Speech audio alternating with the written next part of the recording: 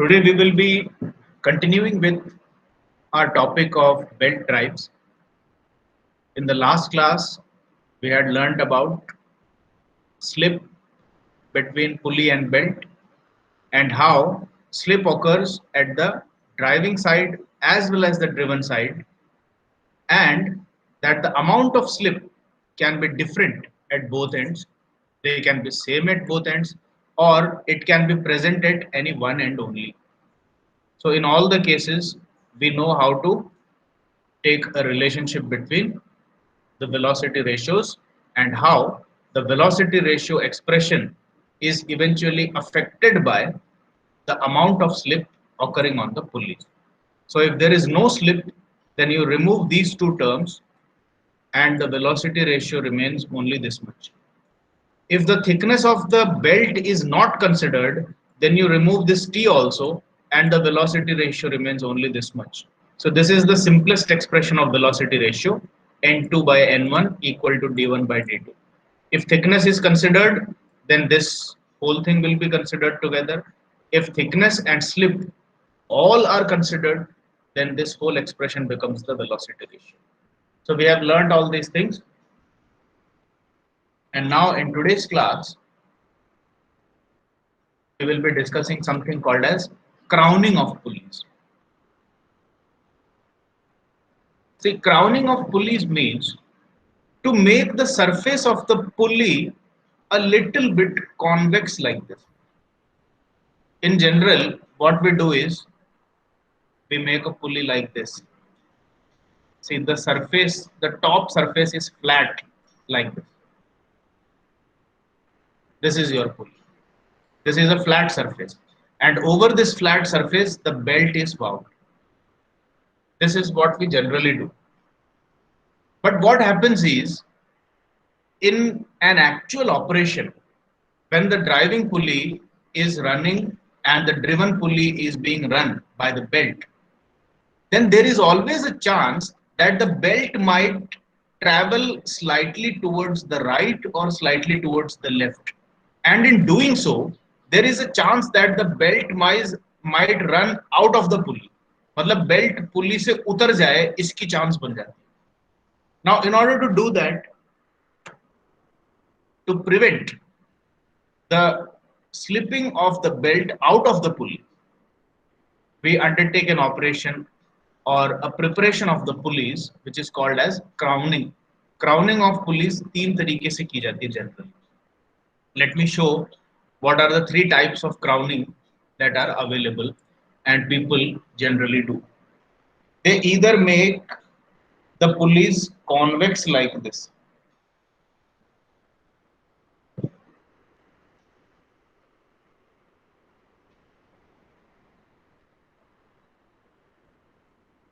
See, they make the pulley convex like this.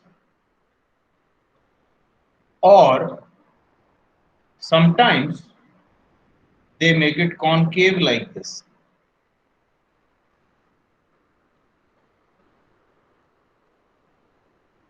Or sometimes what they do is they put a flange on the pulley. I'll tell you how the flanged pulley looks.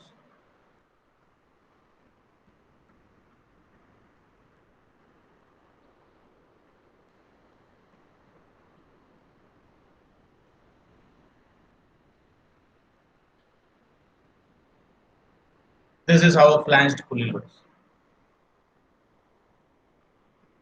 So these are the three types of methods by which we make a crown on the pulley. So these are all called as crowning.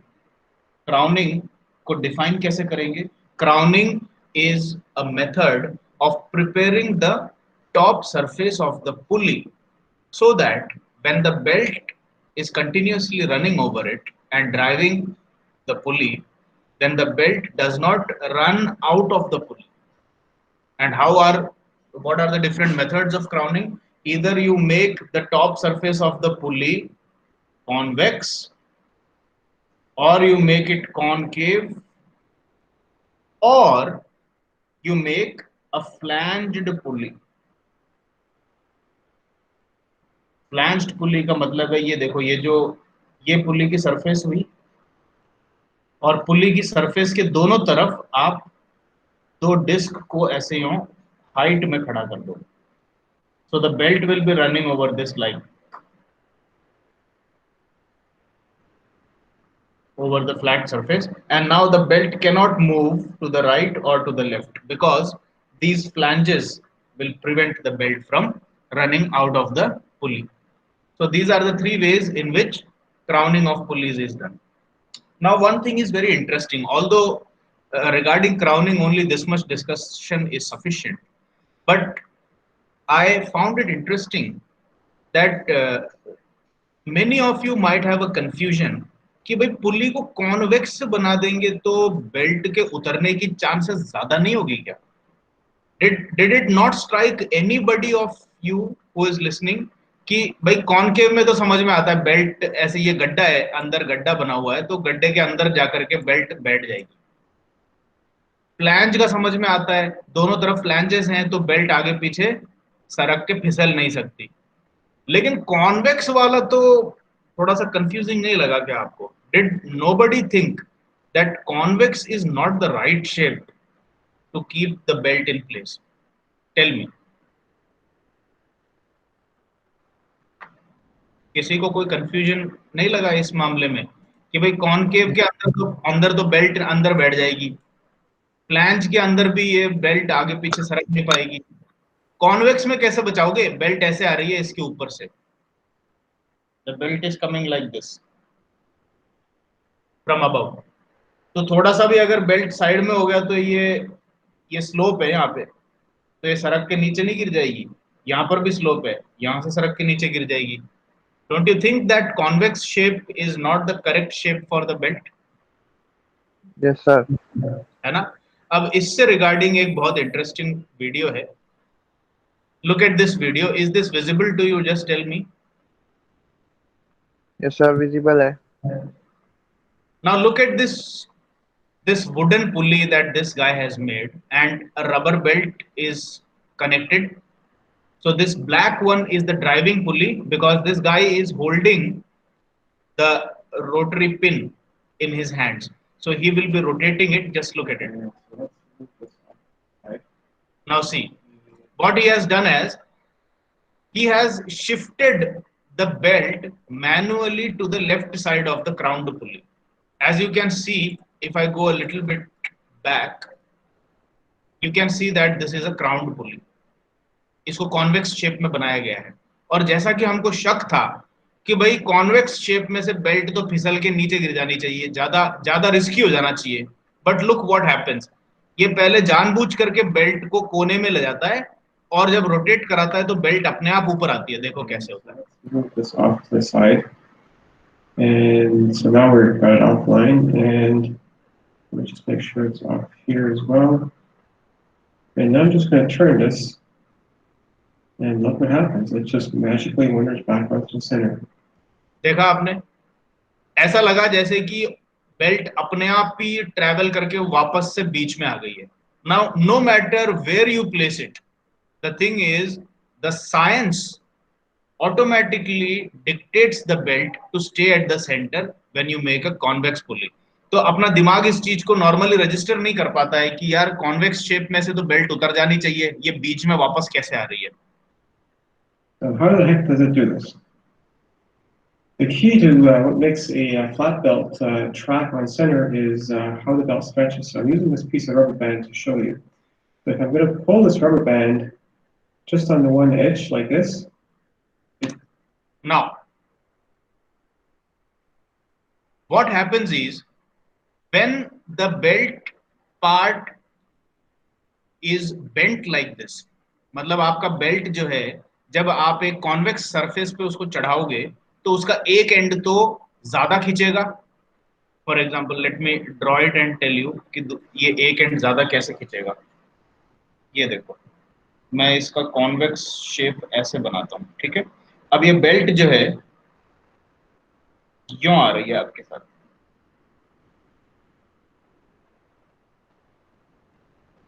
ये देखो.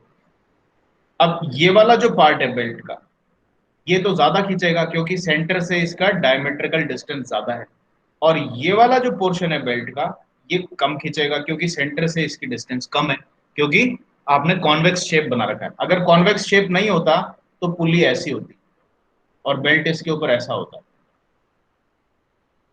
तो इसमें कोई सा भी part ज्यादा या कम नहीं खींचा हुआ है फ्लैट पुली के ऊपर। लेकिन आपने कॉन्वेक्स पुली बना दी तो कॉन्वेक्स पुली के ऊपर बेल्ट का जो पार्ट कॉन्वेक्सिटी के पास में होगा वो ज्यादा खींचेगा, और जो पार्ट कॉन्वेक्सिटी से दूर होगा वो कम खींचेगा। अब क्या होता है, बेल्ट का मटेरियल हल्का सा इलास्टिक बनाया जाता है हमेशा, ये आपको पता ही है। आप बेल्ट मटेरियल्स के बारे में अगर स्टडी करें तो बलाटा बेल्ट है, लेदर बेल्ट है, रबर बेल्ट है, यही सब चीजें बेल्ट के मटेरियल होते हैं। तो बेल्ट का जब एक हिस्सा इस तरीके से ज्यादा स्ट्रेच होगा तो बेल्ट का जो मटेरियल है उसमें डिस्प्लेसमेंट होता है। So what happens is the material और the atoms and molecules of the belt material at the portion where it is stretched more will move away from here, and to cope for the motion of the particles from the other parts of the belt try to move towards the tight side part of the belt. यानी कि आपने जिस part पे ज्यादा deformation दिया है आपके belt के मॉलिक्यूल्स या बेल्ट, ये देखो आप इस वाले कर्व को देखो, ये वाला कर्व बेसिकली ऐसा दिख रहा होगा आपको जैसे कि ये इसको भरने की कोशिश कर रहा है अंदर नीचे को आके। ये देखो ये वाला पार्ट, यहाँ पर जहां पर डिफॉर्मेशन ज्यादा नहीं किया वो पार्ट बेल्ट एक तरह से चल के अंदर आने की कोशिश कर रहा है। So owing to this mechanism Forms an arc, like you can see in the middle there, even where I'm not touching it, it's going to another curve.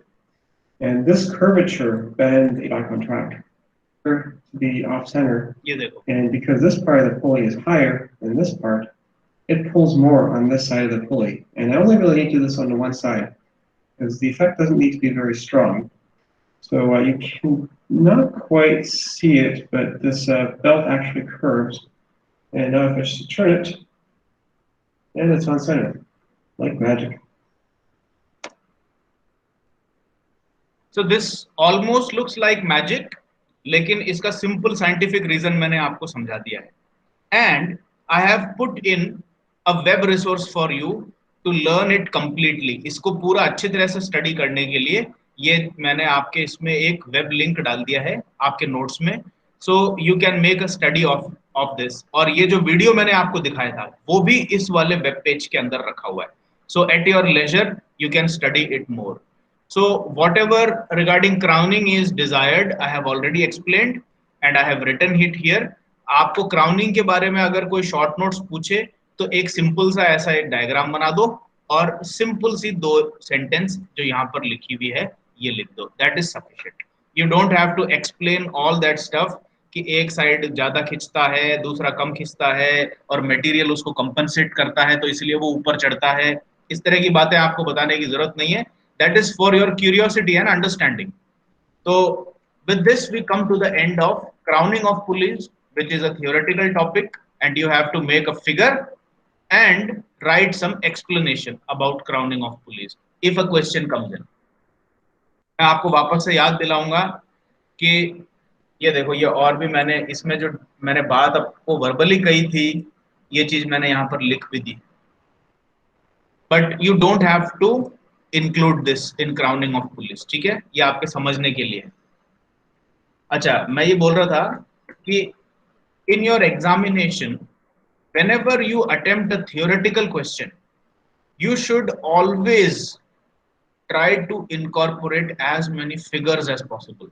Figure ज्यादा बनाओ, लिखा पढ़ी कम रखो, ये बहुत जरूरी है। ये आप अपने पूरी उम्र भर ध्यान रखना। आप जितने भी थियोरेटिकल पेपर्स में अपीयर हो गए आज के बाद अपनी जिंदगी में, always make it a point कि जो थियोरेटिकल और एक्सप्लेनेटरी ऐसे टाइप क्वेश्चंस आते हैं, टेक्निकल पेपर्स की बात कर रहा हूं मैं, लैंग्वेज पेपर्स में तो खूब सारा आपको लिखा पढ़ी होती है, लेकिन टेक्निकल, आप लोग टेक्निकल स्टूडेंट्स हैं, technical students should make it a point and practice that they should draw as many figures as possible and write in as brief a way as possible. जितना short में और sweetly bullet points बना करके answer कर सको, that is good enough. Okay. Now, a very, very important topic, rather this is a derivation which all of you have to remember. इसको रटना है. कौन कौन सा है? Length of open belt drive and length of cross belt drive. ठीक है? If you look at the derivation in your books and all, it seems like it's going to be very difficult for you to remember. ये ऐसे ऐसे terms और expressions आ रहे हैं, देखकर ही हवा निकल जाती है, लगता है कि बहुत मुश्किल होगा. लेकिन एक बार इसका concept समझ लें तो आपको पता लगेगा कि इसका derivation याद रखने की भी जरूरत नहीं है. इसका derivation तो बिल्कुल intuition से निकल के आ जाता है. There are a few things that are important and you should understand, but after that it will be easy. तो अपन को क्या करना है? Length of open belt drive. That means कि अगर मैं दो पुलीज लेकर आऊं, this pulley and this pulley, whose centre distance is x. X की सेंटर डिस्टेंस पे मैं दो पुलीज लेकर के आया और उसको ओपन बेल्ट ड्राइव से, ये देखो ये बेल्ट इसके ऊपर से गई, I connect these two pulleys with an open belt drive. Then what I want to know is कि अगर मैं इस बेल्ट को यहां से काटूं और इसको एक स्ट्रेट लाइन में रखूं, ये पूरी बेल्ट को एक जगह से काट दिया तो ये एक लंबा सा लाइन जैसा बन जाएगा belt. I want to know what is the length of this belt. Or in other words, what is the length of the belt that I need to purchase so that I can connect my two pulleys, out of which one pulley has a radius of R1, another pulley has a radius of R2, and the center distance between my pulleys is X. तो मतलब मेरे को length of belt जो है ये इसके form में पता करनी है as a function of the center distance between pulleys X, the radius of the larger pulley R1 and the radius of the smaller pulley R2. यानी कि मेरे को ये तीन चीजें ही पता है कि सेंटर डिस्टेंस कितनी रखना चाहता हूं मैं, रेडियस डिस्क की कितनी है और दूसरे पुल्ली की रेडियस कितनी है. तो इन तीनों के टर्म्स में मैं ये पता करना चाहता हूं कि length of belt for open belt drive. ये देखो ये ओपन बेल्ट ड्राइव का कॉन्फ़िगरेशन है और ये क्रॉस बेल्ट ड्राइव का कॉन्फ़िगरेशन है. ये देखो, तो इन दोनों के लिए आपको लेंथ ऑफ बेल्ट का एक्सप्रेशन पता करना है. मैं आपके साथ में पूरा डेरिवेशन नहीं करूंगा. आई विल सिंपली गाइड यू, क्योंकि मैंने डेरिवेशन यहाँ पे पूरा डिटेल में अच्छे सोर्स से लेकर के रखा हुआ है, so that you don't get confused. I will simply guide you and leave the derivation to you, but I will once again emphasize on the fact that these two derivations are extremely important. और belt में से अगर कभी कोई question आता है तो 50% chance ये बनते हैं कि एक क्वेश्चन तो इन दोनों में से किसी एक का डेरिवेशन ही आपसे पूछा जाएगा. So this you have to learn, practice and remember for your examination. Mid term के लिए और आरटीयू के लिए, दोनों के लिए ये जो डेरिवेशंस हैं बहुत बहुत ज्यादा इंपॉर्टेंट है. So let me just guide you कि इसका डेरिवेशन किस तरीके से करना है. पहले इसका कॉन्फ़िगरेशन समझो ओपन बेल्ट ड्राइव का. ओपन बेल्ट ड्राइव से जब अपन बेल्ट को कनेक्ट करते हैं, so this E point is the point at which the belt is leaving the pulley. यानी कि E point के बाद किसी भी पॉइंट पे बेल्ट का कांटेक्ट पुल्ली के साथ में नहीं है. ठीक है, although it might not be very much apparent from the figure, but this is what we have to consider कि भाई बेल्ट पुल्ली को कहीं ना कहीं से तो लीव करेगी. So let us take E as the point at which the belt is leaving the pulley. Now you know that if you draw a tangent to a circle, then that tangent just touches the circle at one point and leaves after that. So basically the point at which the belt is leaving the pulley is becoming the tangent to the pulley. So you can confidently put that this is perpendicular. यानी कि ये जो belt की line जा रही है और ये जो रेडियस मैंने कंस्ट्रक्ट किया है O1E, ये रेडियस और ये टेंजेंशियल है और ये एक दूसरे के साथ में 90 डिग्री बना रही है. You can see this here. ठीक है, and similarly F is the point on the smaller pulley where the belt is just engaging the pulley, और इसके बाद ये पूरा कांटेक्ट पे है H पॉइंट तक, ठीक है. So once again I can say that since F is the first point of contact on the second pulley, so this also must be 90 degree, because then line EF must be tangential to this circular profile. ठीक है. अब ये दोनों 90 degree है, ये चीज अपन establish कर चुके हैं. अब ऊपर अगर E पॉइंट पे टच कर रहा है और E से लीव कर रहा है, तो E का एक सिमेट्रिकल पॉइंट पुल्ली के नीचे भी मिलेगा आपको G. उसी तरीके से अगर छोटे पुल्ली पे F पॉइंट है जहां पर पुल्ली के साथ में बेल्ट कांटेक्ट फर्स्ट टाइम बना रहा है, तो F का एक सिमेट्रिकल पॉइंट नीचे भी मिलेगा H. So these are the 4 major points that you have to consider in your derivation. अब देखो, मेरे को इस पूरे बेल्ट की लेंथ चाहिए, तो I can say that the length of belt is equal to, सबसे पहले तो मैं ये लूंगा E पॉइंट से लेकर के ये पूरा आर्क लेंथ G पॉइंट तक. So I will say arc E J G plus फिर मैं कहूंगा F से लेकर के यहां ये पूरा H तक. So I will say arc length F K H. अब क्या बचा? अब E से लेकर के F तक की डिस्टेंस बेल्ट की बची और G से लेकर के H तक की डिस्टेंस बची. But looking at the symmetry, I can say that length EF is equal to GH. So I will simply write plus twice the length of EF. ये चीज समझ में आ गई क्या आपको? Somebody please confirm to me. Yes, sir. कि total length of open belt मैं इन 3 क्वांटिटीज को ऐड करके निकाल सकता हूं. अब मेरे को ये बता दो, I am assuming that if I draw a central vertical line through the pulleys like this, ये सेंट्रल वर्टिकल लाइंस बना दी, and E is the point of contact from where the belt is leaving the pulley, और अगर मैं इस angle को alpha मानता हूं तो ये भी अल्फा हो गई, this is also alpha, and looking at the symmetry, this is also alpha and this is also alpha. इसको अपन alpha angle मान रहे हैं, ठीक है.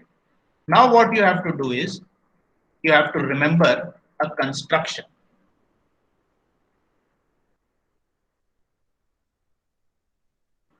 ये कंस्ट्रक्शन इसमें याद रखना है इस डेरिवेशन के लिए, बस, और कुछ भी नहीं है इसके अंदर.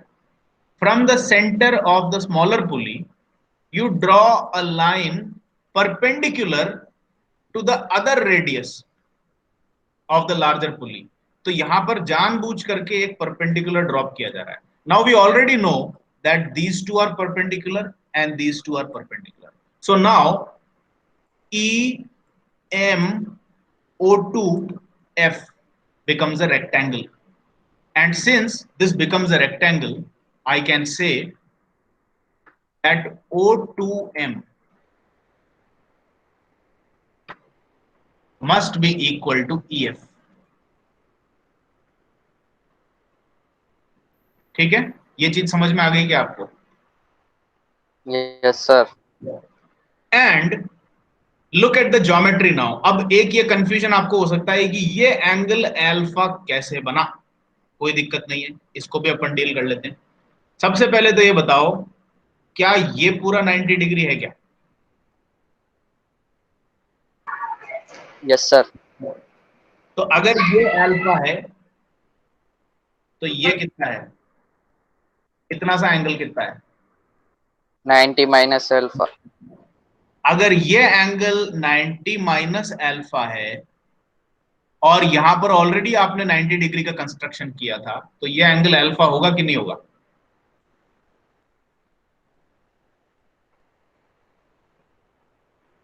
देख के बता दो.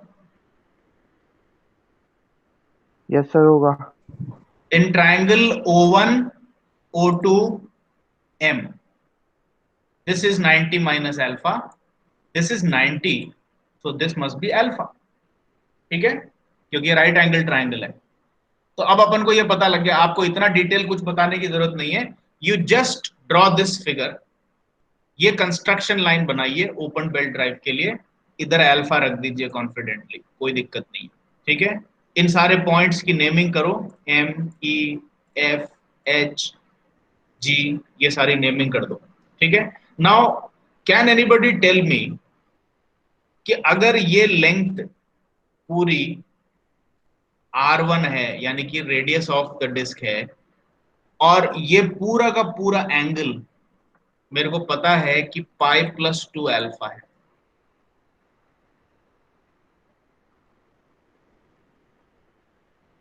तो क्या अगर मैं रेडियस को एंगल से मल्टीप्लाई करूं तो मेरे को आर्क लेंथ मिलेगी कि नहीं मिलेगी? आर्क लेंथ ई यस सर, एफ EJ मिल जाएगी सर। ई जे टी। अब उसी तरीके से मेरे को बताओ कि आर्क लेंथ एफ के एच कितनी होगी, आप बताओ मेरे को। Pi minus 2 alpha into R2। Very good, absolutely right, pi minus 2 alpha into R2। तो आपके बेल्ट की जो टोटल लेंथ थी उसमें ये टर्म और ये टर्म तो ऑलरेडी आ गई। कौन कौन सी चीजें आपने लेंथ में कवर कर ली? ये लेंथ पूरी कवर हो गई बेल्ट की, ये लेंथ पूरी कवर हो गई बेल्ट की। Now I need only twice of E F, ठीक है। अब मेरे को ई एफ लेंथ का डबल और इसमें ऐड करना है, but twice of E F is preferably taken as twice of MO2। क्या ये सही है? मैंने कंस्ट्रक्शन किया है भाई, MO2 EF के बराबर है, तो ट्वाइस ऑफ EF लेने की बजाय ट्वाइस ऑफ MO2 ले सकते हैं अपन, यस सर। ठीक है। अब come to this triangle, this construction part. If this whole length is R1, if this length is R2, can anybody tell me what is the length O1M? O1M कितना है? R1 minus R2। As simple as that, perfectly right.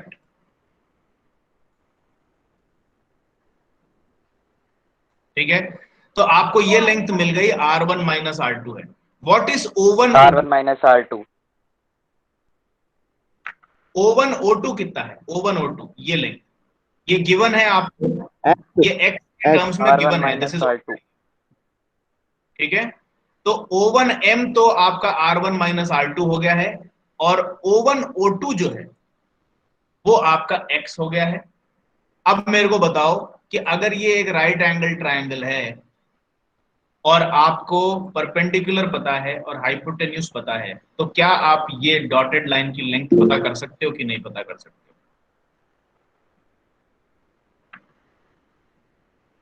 Yes sir, कर सकते हैं ना। कितना हो गया आप मेरे को बताओ, O2M कितना है? O2M अभी अपन ने पता किया कि O1M is R1 R2 and O1 O2 is x. So please tell me O2M in terms of O1 O2.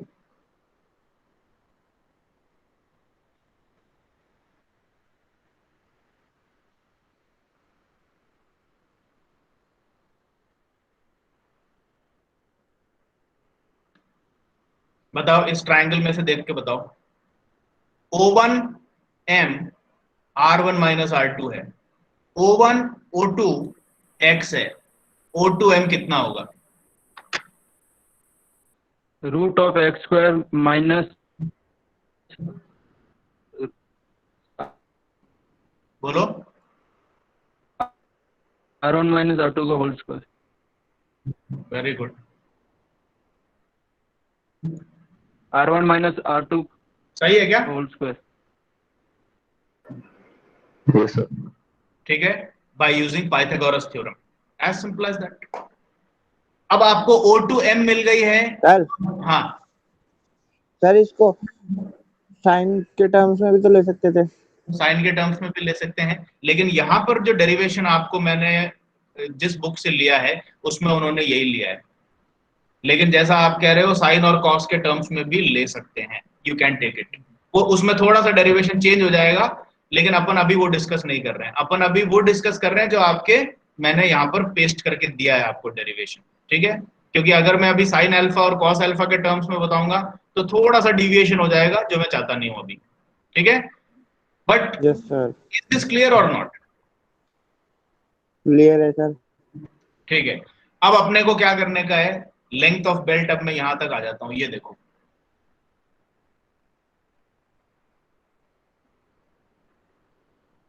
Arc जीजेई ले लिया, आर्क ईएफ के ले लिया, और ईएफ और एच जी जो कि बराबर हैं उन दोनों को ले लिया, यहां पर इसको डबल करा। ये सारी चीजें आप अब एक बार इसमें देखोगे तो आपको समझ में आ जाएगी। Now the only treatment that you need to understand is how to treat this further. इस O2M को अब आगे जाके आप डेरिवेशन में देखेंगे कि इन्होंने क्या किया है, x को कॉमन ले लिया और ब्रैकेट में छोड़ दिया 1 minus R1 minus R2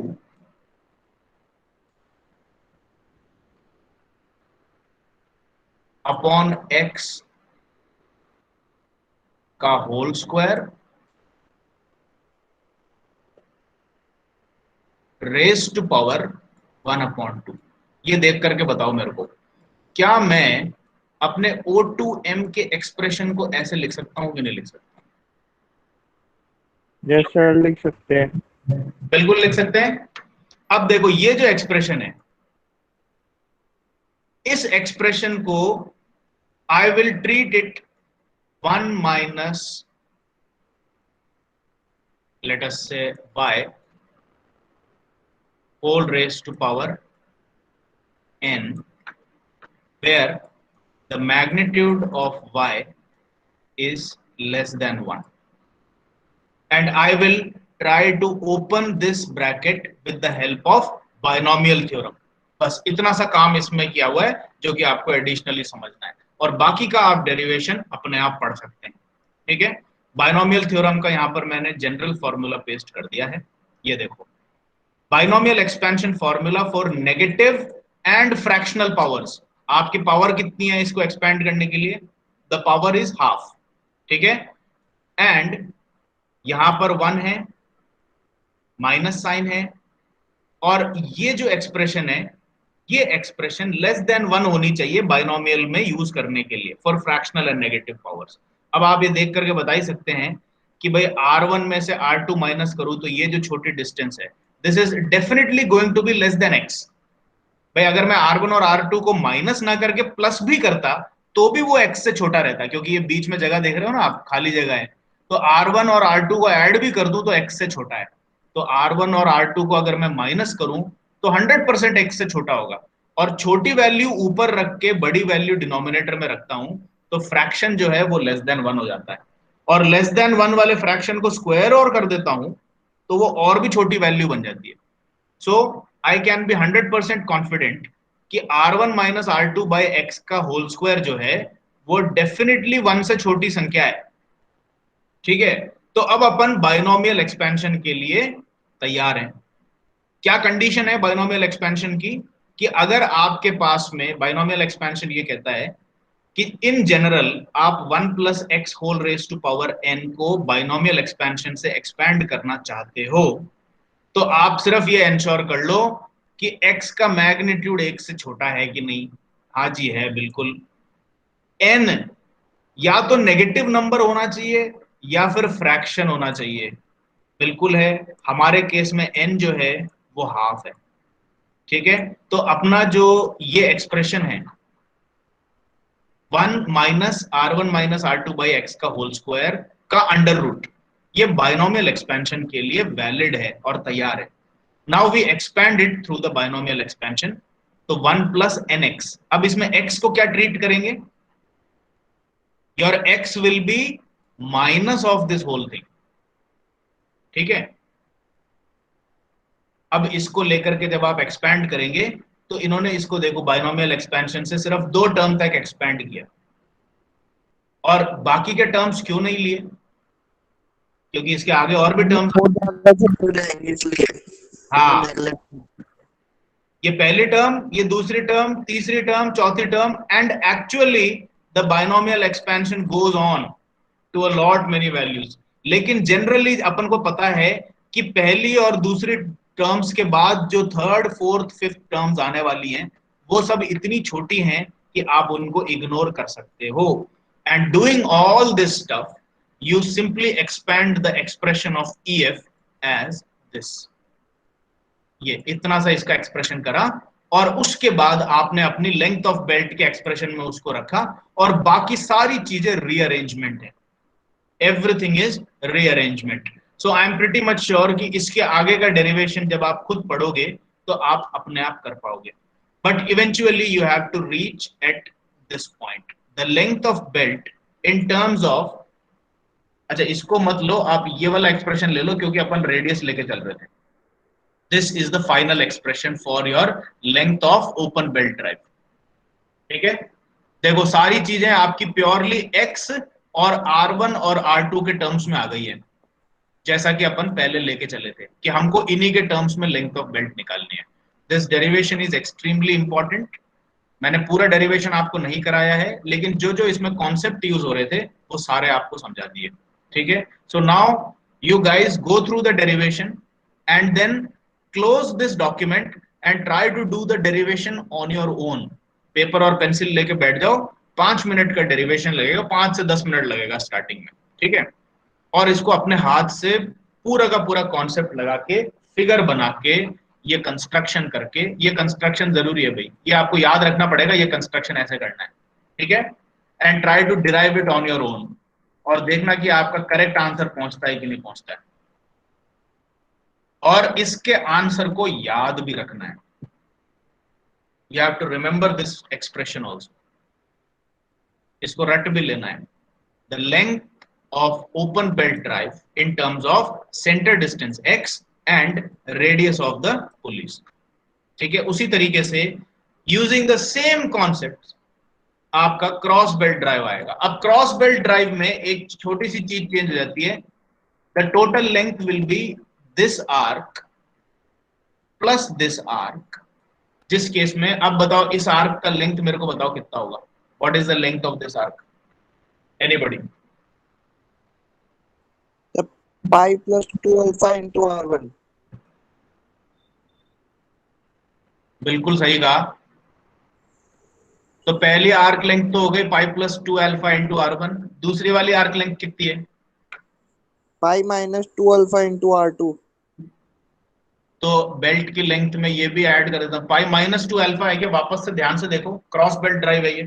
pi plus 2 alpha. Pi plus 2 alpha. इसमें फिर से पाई प्लस 2 अल्फा आएगा। ओपन बेल्ट ड्राइव में यहां पर पाई माइनस आ गया था, ये डिफरेंस है। अब इसको R2 से मल्टीप्लाई कर लो, ये दोनों लेंथ तो ऐड हो ही गई है। अब कौन सी लेंथ रह गई? ये देखो, E से लेकर के F तक की जो लेंथ है और G से लेकर के H तक की लेंथ है।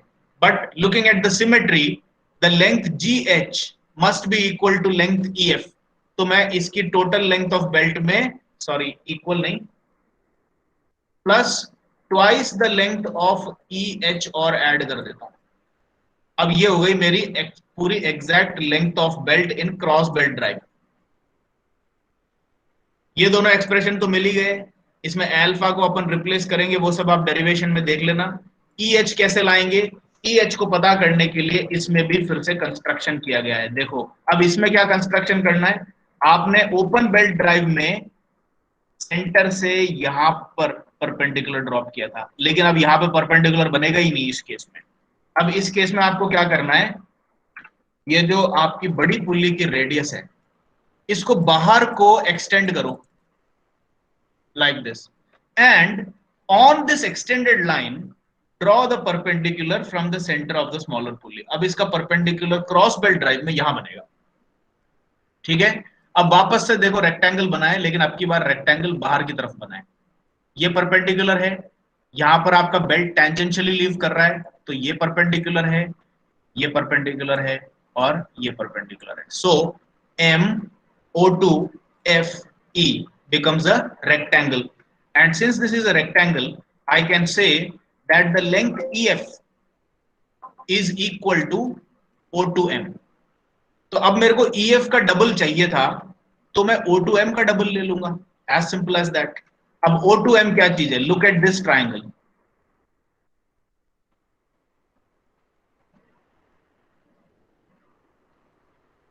इस ट्राइंगल में मेरे को O2M का एक्सप्रेशन बताओ आप. Sir under root x square minus R1 plus R2 का whole square. Under root of x देखो, स्क्वायर ये तो हाइपोटेन्यूज हो गया x minus R1 plus R2 का whole square. R1 plus R2 का whole square. Open belt drive में यहां पर R1 माइनस R2 का होल स्क्वायर था, क्रॉस बेल्ट ड्राइव में R1 प्लस R2 का होल स्क्वायर आ जाता है. The rest of the story goes very very similar to the one that you derived earlier. इसमें भी बायनोमियल थ्योरम एक्सपेंशन होगा, जैसा कि आप देख सकते हैं. एक्स स्क्वायर को कॉमन निकालेंगे तो आपका वो बायनोमियल एक्सप्रेशन बन जाएगा, रेज टू पावर हाफ वाला. उसमें पहली दो टर्म्स लेके बाकी को इग्नोर करोगे. same story goes on, except with a small geometrical changes. The derivation of cross belt drive and open belt drive are very very much similar. तो आप इसको अपने आप करें. पूरा डेरिवेशन यहाँ दे रखा है, जितने कॉन्सेप्ट्स मैंने बता दिए उसके बाद आप में से किसी को भी कोई दिक्कत नहीं आनी चाहिए इस पूरे डेरिवेशन में. आप अपने आप करके देखें. Eventually your answer should be this. The length of belt in the case of cross belt drive is pi R1 plus R2 plus 2x R1 plus R2 square upon x. अब ये दूसरे वाले से कैसे डिफरेंट है ये भी याद रख लेते हैं अपन.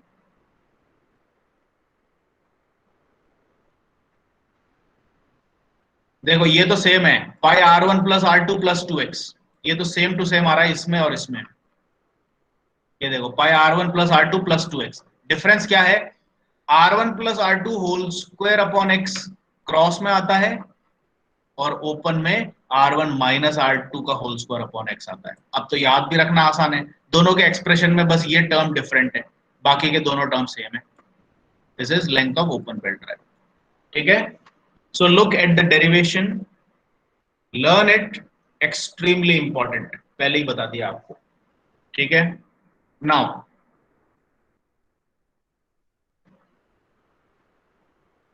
ये वाला एक्सप्रेशन अपन पहले यूज कर चुके हैं.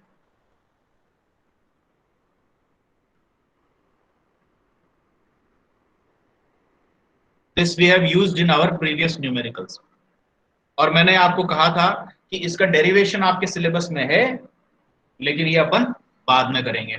कोई दिक्कत नहीं है, इसका डेरिवेशन भी बहुत आसान है. T1 and T2 are the tight side tension and the slack side tension. ठीक है. अब आपको क्या दिया गया है? एक ड्रिवन पुल्ली दी गई है और ये अज्यूम किया जा रहा है कि कोई ड्राइविंग पुल्ली है जो इसको ड्राइव कर रही है. No problem. The direction of rotation of driven pulley is this. So now just tell me which one is the tight side tension. T2 tight side होगी या T1 टाइट साइड होगी? आप देख के बताओ.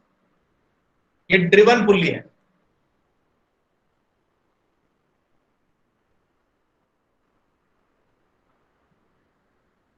इन दोनों में से टाइट साइड कौन सी होगी? T1 टाइट होगी या T2 टाइट होगी? T2. नो. भाई देखो, अभी अपन को नहीं पता कि T1 और T2 में से टाइट साइड वाली कौन सी है. आप पुल्ली के डायरेक्शन ऑफ रोटेशन को देखो.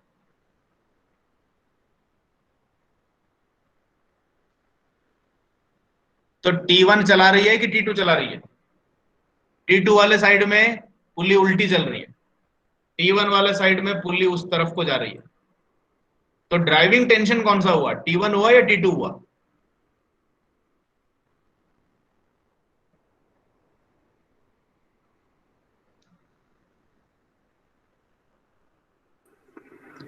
T1 tight side. T1 will be tight side tension. अच्छा, अगर मैं इसी सेम फिगर को यहां रख लूं और ड्रिवन की बजाय ड्राइविंग कर दूं, now this pulley is the driving pulley. तो इसका मतलब है कि पुल्ली में पावर है और पुल्ली चला रही है बेल्ट को, ठीक है। अब कौन सी वाली टेंशन टाइट साइड हो जाएगी, T2 होगी या T1 होगी? तो ये देखो, अब उस केस में क्या करने का है, ये पुल्ली अपने आप घूम रही है और जब ये इधर को जा रही है तो ये इस बेल्ट को खींच रही है, इधर से खींच रही है और इधर को पटक रही है। तो उस केस में T2 टाइट साइड टेंशन हो जाएगी, ठीक है। अगर आपको ये कंफ्यूजिंग लग रहा है तो मैं आपको एक दूसरा शॉर्टकट बता देता हूं जिससे कि आप उसको याद रखो और कभी गलती ना करो, ठीक है। ड्रिवन पुल्ली में डायरेक्शन ऑफ रोटेशन को पूरा बनाओ और जहां जहां पे बेल्ट का कांटेक्ट आ रहा है वहां पर एरो बनाओ, ठीक है। ये देखो मैंने ऐसे एरो बना दिया। ड्रिवन पुल्ली के केस में टाइट साइड वो होगी जो डायरेक्शन ऑफ रोटेशन के डायरेक्शन में टेंशन है। ये डायरेक्शन ऑफ रोटेशन, ये टेंशन। तो डायरेक्शन ऑफ रोटेशन के साथ मिलता हुआ टेंशन कौन सा है, T1 है। तो T1 is tight side tension and T2 is slack side tension. In the case of driving pulley इसका उल्टा है। ड्राइविंग पुल्ली में टेंशन की डायरेक्शन के ऑपोजिट जो रोटेशन का सेंस आ रहा है वो टाइट साइड टेंशन हो जाएगी और दूसरी वाली स्लैक साइड टेंशन हो जाएगी। इसको इस तरीके से याद रखो। ये इस पे अपन ने इतना टाइम इसलिए बिताया है क्योंकि अगर इसमें आपने मिस्टेक कर दी तो आप सारे न्यूमेरिकल गलत गलत करोगे, सारे डेरिवेशन गलत करोगे। So this is very important कि ड्रिवन और ड्राइविंग पुल्ली के केस में टाइट साइड और स्लैक साइड को कैसे आइडेंटिफाई करना है, ठीक है। Now just in order to check whether you have understood और नॉट,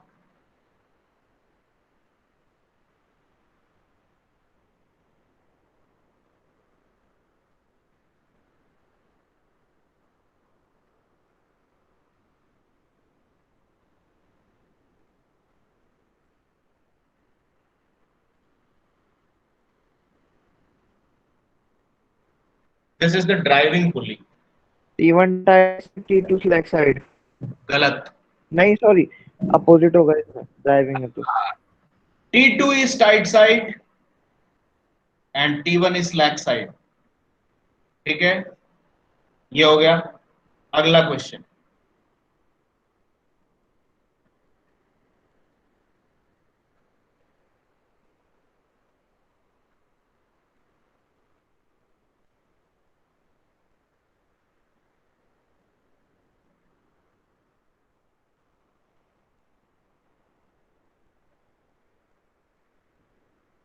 अब क्वेश्चन ये है कि ड्राइवन पुली, ये ड्रिवन पुली सर। ड्रिवन पुल्ली ऐसा कैसे आपने बताया? क्योंकि आप देख रहे हो कि डायरेक्शन ऑफ रोटेशन जिस टेंशन के साथ है वो टेंशन टाइट है, तो इसका मतलब है ये ड्रिवन पुल्ली होगी शर्तिया रूप से। अब क्लियर हो गया आपका कॉन्सेप्ट, ठीक है। ड्राइवर और ड्रिवन पुल्ली देख करके टाइट और स्लैक पूछें तो वो भी आपको आता है, और टाइट और स्लैक देख करके ड्रिवन है कि ड्राइवर है ये भी आपको देखना आ गया, ठीक है। So this is very important to identify these things. Now let us go back to this derivation. अपना उद्देश्य क्या था? To derive this expression, the ratio of tensions in flat belt drives, that is T1 by T2 equal to exponentiation of coefficient of friction and angle of lap theta. इसका derivation करना अपना उद्देश्य, ठीक है। अब देखो, इसका भी मैं डेरिवेशन आपको पूरा नहीं कराऊंगा, इसमें भी सिर्फ कॉन्सेप्ट दिखा करके छोड़ दूंगा। अब मेरा सिर्फ एक तर्क आपको समझना है। I will give you an argument.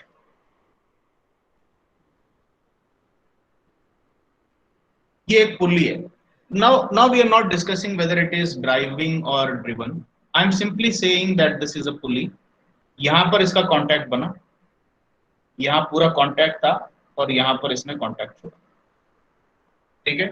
So the point of contact beginning is here and the point of contact release is here.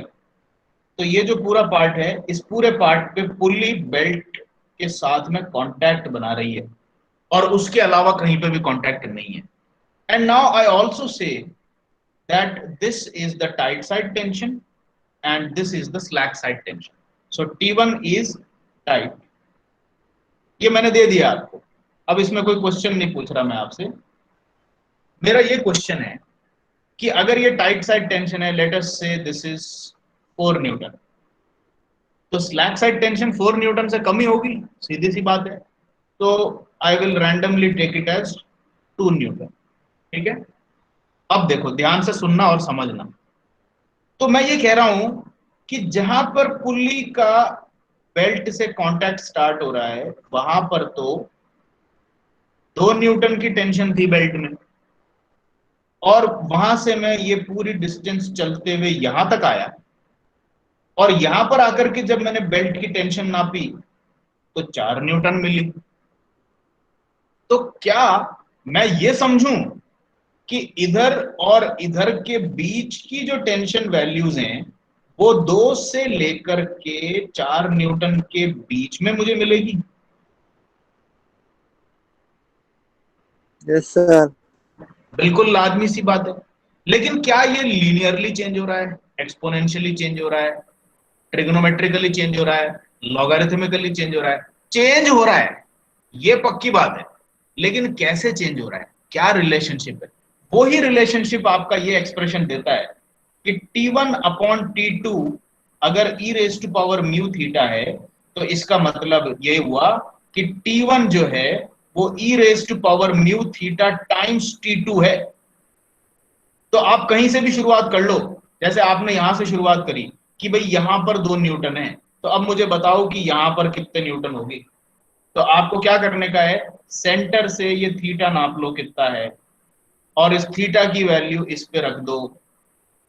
e raise to power mu theta को अपने स्टार्टिंग टेंशन से मल्टीप्लाई करो, तो आपको ये tension मिल जाएगा कि यहां पर कितनी टेंशन है.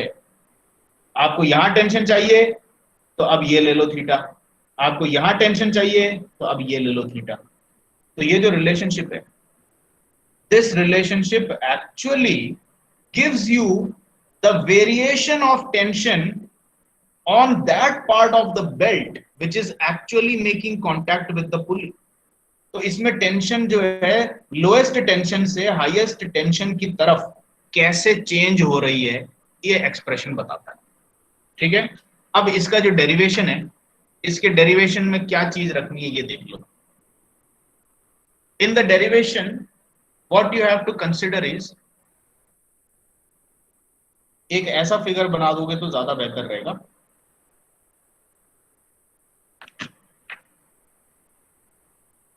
Consider an infinitesimally small part of the belt like this. पूरा बेल्ट ना बना करके कॉन्टैक्ट पार्ट पे एक छोटा सा टुकड़ा लें बेल्ट का. And since this is a very very small piece of belt, so I am going to say that the angle subtended by this piece at the centre is delta theta. छोटा सा angle बना रहा है. ठीक है. And this is the slack side tension, this is the tight side tension. अब यहां पर ये बेल्ट मैं पूरा नहीं बना रहा हूं, बेल्ट ऐसे डॉटेड लाइन से बना रहा हूं क्योंकि बेल्ट अपन ले नहीं रहे पूरा. Now using the theory that the tension is varying along the length of contact, I can say that this tension tangentially going in this direction, if I take it as some random value t, then definitely this tension on the belt which is going in this direction must be slightly larger than t, let us say t plus delta t. क्या मैं ये कह सकता हूं कि नहीं कह सकता? मैंने क्या किया, एक छोटा सा बेल्ट का टुकड़ा लिया जो कि डेल्टा थीटा एंगल सबटेंड कर रहा है सेंटर पे, और ये जो पार्ट है ये स्लैक साइड वाला है, और ये T1 जो है ये टाइट साइड वाला. सर. हाँ सर ये छोटा सा टुकड़ा क्यों लिया, मतलब क्या जरूरत पड़ेगी थी इसको लेने की? ताकि फिर अपन जनरलाइज करें. आप जब मोमेंट ऑफ इनर्शिया लेते हो किसी चीज का, तो एक छोटा सा छोटा सा मास डीएम नहीं लेते, फिर उसको इंटीग्रेट नहीं करते, ठीक है। Yes. एक्चुअली आपकी बेल्ट का जो कांटेक्ट है वो यहां से लेकर के यहां तक है। तो अपन क्या करेंगे, अपन एक इसमें से छोटा सा पीस कट कर रहे हैं, इस पीस को एनालाइज करेंगे और इस एनालिसिस का जो रिजल्ट है उस रिजल्ट को इंटीग्रेट करेंगे over the length of the belt, तो अपन को रेशियो ऑफ टेंशन पूरे कॉन्टैक्ट पे मिलेगी। तो अपन बेसिकली पहले क्या कर रहे हैं, टेंशन का डिफरेंस इन दोनों के इस पीस के लिए पता कर रहे हैं और उस टेंशन को जनरलाइज कर रहे हैं पूरे लेंथ ऑफ बेल्ट के लिए। ये अपना तरीका है इसको करने का। अब क्लियर हो गया आपको छोटा सा पीस क्यों ले रहे हैं अपन? Yes, sir. क्योंकि वेरिएशन है ना, क्योंकि भाई आपको पहले ही बोल दिया कि यहां से लेकर के यहां तक जो टेंशन है वो धीरे धीरे चेंज हो रही है। तो मैं अगर पूरी लेंथ ले लूंगा तो मेरे को कैसे पता लगेगा कि वेरिएशन कितना हो रहा है? तो मैं एक इतना छोटा सा टुकड़ा लूंगा कि जिसमें वेरिएशन में लीनियर मानूं कि एक तरफ को तो टी है और एक तरफ को टी प्लस डेल्टा टी है। देखो छोटा सा वेरिएशन लिया मैंने। अब जब मैं इसको इंटीग्रेट करूंगा तब जाकर के मेरे को पता लगेगा कि ये जो वेरिएशन है डेल्टा टी, इसका एक्चुअल मैथमेटिकल फॉर्मेट क्या है, ठीक है। अब देखो, अब बाकी की जो पूरी कहानी है ये सिंपल ट्रिग्नोमेट्री है और सिंपल मैकेनिक्स है।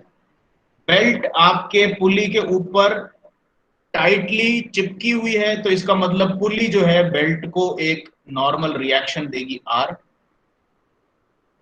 अब इसके ऊपर एक ऐसा कंस्ट्रक्शन करो, यहां से एक वर्टिकल ड्रॉप किया और इधर से एक टेंजेंशियल वर्टिकल ड्रॉप किया, यहां से ये सेंटर लाइन ड्रॉ किया। ये एंगल कितना हुआ, डेल्टा थीटा बाई 2। तो अगर ये एंगल डेल्टा थीटा बाई 2 है तो ये एंगल भी डेल्टा थीटा बाई 2 होगी, ठीक है। अब आपको क्या करना है, resolve these forces in this direction and this direction. इन दो डायरेक्शंस में फोर्सेस को रिजॉल्व करना है। और अब आप ये डेरिवेशन खुद देखें, ये F क्या है, फोर्स ऑफ फ्रिक्शन है। फोर्स ऑफ फ्रिक्शन उधर को क्यों बनी, क्योंकि आपने डेरिवेशन करने के लिए इसको ड्रिवन पुली ले लिया है और ड्रिवन पुली ले लिया तो ये टाइट साइड है, तो इसका मतलब बेल्ट जो है पुली पर यों चल रही है, तो इसका मतलब बेल्ट और पुली के बीच में फ्रिक्शन जो है इसके ऑपोजिट होगा, यानी कि इस दिशा में होगा। तो फ्रिक्शन को आप क्या करोगे, अगर आपने यहां पर नॉर्मल रिएक्शन आर लिया है तो फ्रिक्शन को म्यू आर ले लोगे, ठीक है।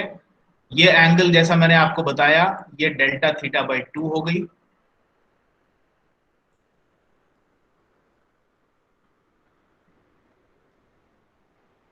ये एंगल पूरी डेल्टा थीटा ली गई थी और यहां पर आपका बेल्ट का टुकड़ा ऐसे बैठा हुआ है। ये इन्होंने फिगर में नहीं बनाया है, ये छोटा सा बेल्ट का टुकड़ा भी आप फिगर में बना दो ऐसे, दिस इज बेटर, ठीक है। अब इसके बाद आप लोग इस डेरिवेशन को देखना और इसमें मेरे को नहीं लगता आपको कोई भी प्रॉब्लम आएगी, क्योंकि इस पूरे डेरिवेशन में सिर्फ एक ही चीज की गई है, इस डायरेक्शन में फोर्सेस को रिजॉल्व किया है और इस डायरेक्शन में फोर्सेस को रिजॉल्व किया है और इक्विलिब्रियम लेकर के इक्वेट कर दिया गया है। ये चीज अपन कई बार न्यूमेरिकल्स में कई दफा कर चुके हैं। आप लोग एक बार इस चीज को लोगे, इसको आप एक बार पढ़ना, this will be automatically clear to you, eventually you will arrive at this expression. तो ये डेरिवेशन आप लोग खुद देखें, मैंने इसका कॉन्सेप्ट आपको समझा दिया है बिल्कुल बेबी स्टेप्स की तरह। अब मैं सारे डेरिवेशन आपको हाथ पकड़ के नहीं कराऊंगा, I will give you the derivation, I will explain the concept and then ask you to do the derivation on your own. और अगर इन सारी हेल्प के बाद में भी अगर कोई ऐसा है स्टूडेंट जिसको हेल्प चाहिए और जिसको नहीं समझ में आए, you can give me a call, I will explain it to you personally, ठीक है। पावर ट्रांसमिशन बाय बेल्ट का फॉर्मूला आपको पहले से ही बता दिया था, power transmitted is equal to T1 tight side minus slack side tension multiplied by velocity. ये पूरी चीज अपन पहले ही डिस्कस कर चुके हैं, तो इसलिए इसमें कुछ ज्यादा डिस्कस करने को है नहीं, ये वाला टॉपिक आपका ऑलरेडी कवर्ड है। यहाँ पर वैसे मैंने फॉर्मेलिटी के लिए दे दिया है क्योंकि सिलेबस में इंक्लूडेड है. Advantages of we belt over flat belts, self study. And disadvantages of we belt over flat belts, इसको थोड़ा बहुत आप याद रखने की कोशिश करें कि advantages and disadvantages of flat belt, sorry we belt over flat belt क्या है. ये सिलेबस में दिया हुआ है, थियोरेटिकल टॉपिक है. मैंने इंटरनेट से और किताबों से, अलग अलग सोर्सेस से जितनी मैक्सिमम इंफॉर्मेशन हो सकती थी वो यहाँ पर कलेक्ट करके डाल दिया है आपके लिए. This is self study topic. ठीक है, तो 3 डेरिवेशन आपके बहुत इंपॉर्टेंट आज सिखा दिए जो आपको प्रैक्टिस करने हैं. Ratio of tensions, length of cross belt drive, length of open belt drive, and after that I have put in 3 solved examples for you from DP Sharma. ये तीनों सॉल्व्ड एग्जांपल्स आप एक बार रीड करें और देखें कि ये सिंपल फॉर्मूले के एप्लीकेशन है. थोड़ा बहुत कॉम्प्लिकेटेड भी है, but try to solve it on your own. इसमें भी अगर कोई प्रॉब्लम आती है, you let me know, we will come back to you personally. ठीक है, लेकिन इसी लेक्चर के साथ में आज अपन ने बेल्ट ड्राइव्स का टॉपिक मेरी तरफ से कंप्लीट हो चुका है. There is a lot of self study aspect that I have included on your part which you have to accomplish. वरना फिर आप लोग ये मत एज्यूम करना कि मैं सारी चीज हाथ पकड़ के आपको कराऊंगा. Now a lot of things have to be done as a part of self study. Now please don't go, I will take your attendance.